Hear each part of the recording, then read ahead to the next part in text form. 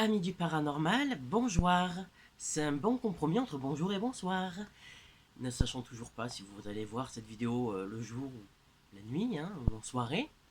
Voilà, c'est dit. Cette intro a été tournée au moins 75 fois parce que je n'y arrive pas. Enfin, bref, passons. Il est temps de vous donner quelques petits conseils sur comment prendre rendez-vous avec un médium, les choses à éviter pour ne pas se faire avoir. Alors déjà, tout simplement, les médiums sur les réseaux sociaux, que ce soit Instagram, Snapchat, je pense qu'il y en a qui font ça aussi par Snapchat, Facebook, et TikTok, etc. Oubliez, parce que déjà, il y a énormément d'informations sur vous là-dessus. Que ce soit votre statut, si vous êtes marié ou couple, etc. En général, quand on vient de traverser une perte, on le met aussi histoire de dire, mais voilà, excusez-moi, je vais être un petit peu absent, j'ai besoin de me retrouver après ce qui s'est passé. Tout plein d'infos, vos états d'âme, etc. sont déjà sourcés là-dedans. Donc, non, pas de médium par les sites Facebook et compagnie. Quand vous prenez rendez-vous avec un médium, ah pareil, les petites annonces, tout ça, oubliez. Les pubs qu'on vous met dans la boîte aux lettres, qui vous garantissent déjà une séance sans problème, garantie ça, une séance de médiumnité sans problème, donc le contact avec les défunts, qui rajoute en plus retour d'un être cher et toutes ces conneries tutti quanti, on oublie aussi, c'est du charlatanisme pur et dur. À la limite, si vous trouvez dans une boutique ésotérique des numéros, essayez. En général, ils sont un petit peu plus sélectifs, en général, je dis bien. Vérifiez quand même vos sources. Demandez aussi en boutique ésotérique, on pourra aussi vous donner des noms. Lors du moment où vous allez prendre rendez-vous avec le médium, déjà je vous conseille de, au cas où, bloquer la possibilité de vous rajouter en ami sur tout ce qui est site de rencontre, enfin tout ce qui est site de rencontre, tout ce qui est site... la fatigue. Tout ce qui est site, tout ce qui va être Instagram, Facebook, évitez tout ce qui est demande d'un ami. Limite, mettez-vous en, je sais plus comment ça s'appelle, confidentiel, comme ça il n'y a aucune info et n'acceptez personne. Du temps où vous prenez le rendez-vous jusqu'à ce que vous soyez au rendez-vous. Oui, si on prend rendez-vous, c'est pour être au rendez-vous. La fatigue. Évitez et bloquez du coup. Conseil un petit peu meilleur qui vous évitera ce genre de choses. Un médium n'a pas besoin de connaître votre nom, prénom. Non, on n'a pas besoin de ce genre d'informations. Juste un prénom peut suffire. Juste histoire de dire que de telle heure à telle heure, voilà, ce créneau vous est réservé. Mais nom de famille, etc.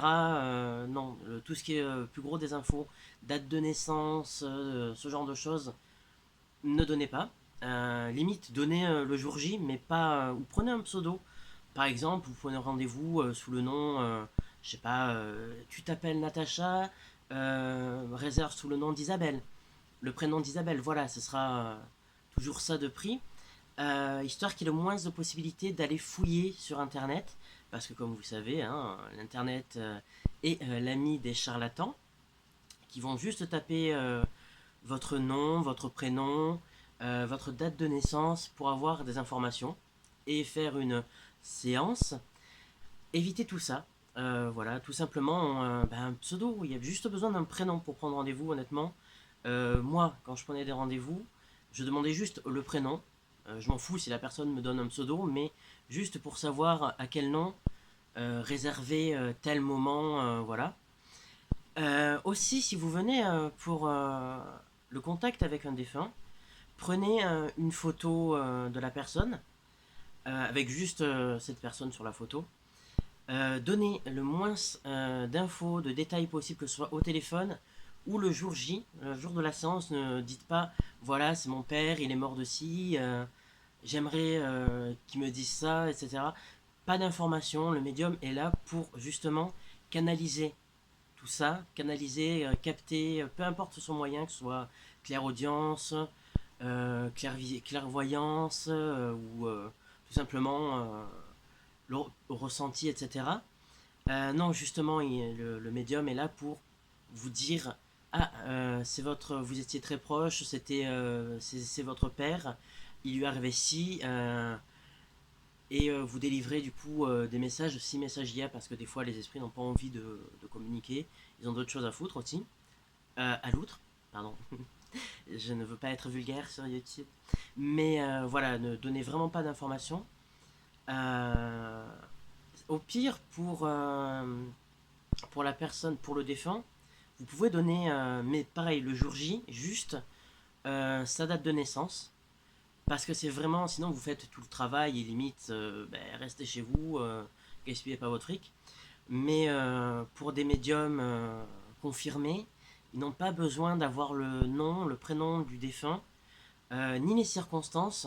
Justement, ils vont vous dire, je sens que si la personne a perdu une jambe, par exemple, vous dire, en gros, qu'ils ne sont pas quelque chose de précis, enfin de particulier, une sensation étrange sur telle jambe, qui aura été forcément du coup perdue par ce défunt.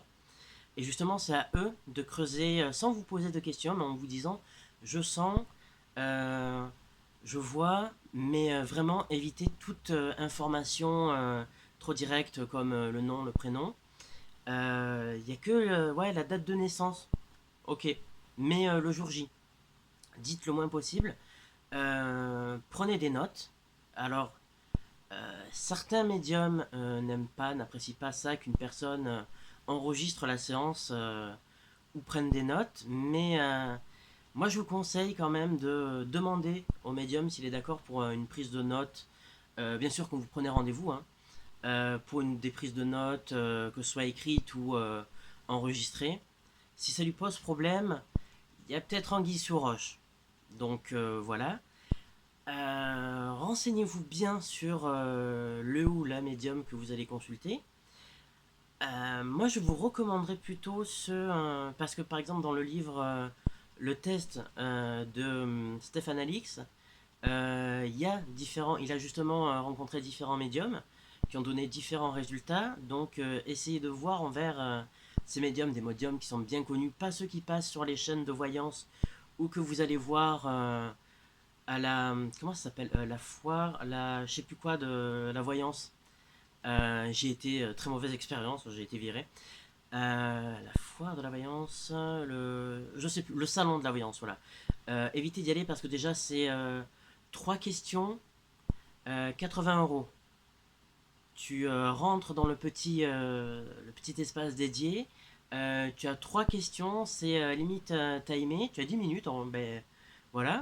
Et non, déjà c'est très impersonnel.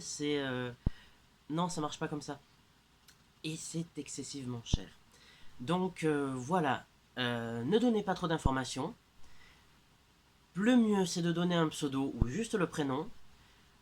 Bloquez l'accès à vos données. Si vous donnez votre vrai nom et votre prénom avant, bloquez les possibilités. Et encore, même si vous bloquez sur les réseaux sociaux, il y aura toujours la possibilité d'Internet. Là, Internet n'est pas votre ami, clairement, pour ça. Pareil, si jamais c'est un médium qui reçoit beaucoup et qui est une salle d'attente, euh, n'échangez pas avec les gens. Qui vous posent des questions, soyez évasifs. Euh, Parce que souvent, il y a des charlatans qui ont des faux clients qui vont interroger les gens et entre deux passages vont envoyer telles informations. Il vient pour sa mère, il vient pour sa sœur. Enfin voilà, ce genre d'informations, ne les donnez pas. Juste le jour J, amenez une photo du défunt concerné. Pas d'informations à part éventuellement la date de naissance. Certains marchent beaucoup avec les dates.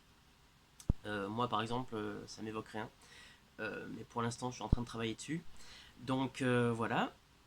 J'espère que cette petite vidéo vous aura donné des idées pour éviter de vous faire avoir par des médiums, parce qu'il y a beaucoup trop de charlatans dans ce domaine. Soyez vraiment le plus évasif possible. Après, par exemple, il peut y avoir des médiums qui sont blasés comme moi, où j'en étais venu à un moment où on demandait aux gens enfin à dire carrément, si vous venez pour des histoires d'amour, passez votre chemin, c'est pas mon truc, il y a plus important. Euh, mais après, vous êtes libre de répondre ou pas, hein, mais donnez le moins d'informations possible. Chaque médium est libre de proposer tel tarif. Là, il n'y a pas a pas vraiment de législation, je pense. Surtout que ce serait compliqué.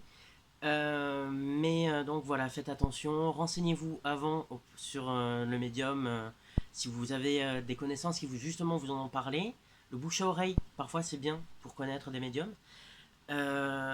Sinon, voilà, j'ai dit ce que je pouvais et les quelques conseils que j'avais à fournir pour prendre rendez-vous avec un médium. Donc voilà, c'était mes petits conseils pour prendre rendez-vous avec un médium.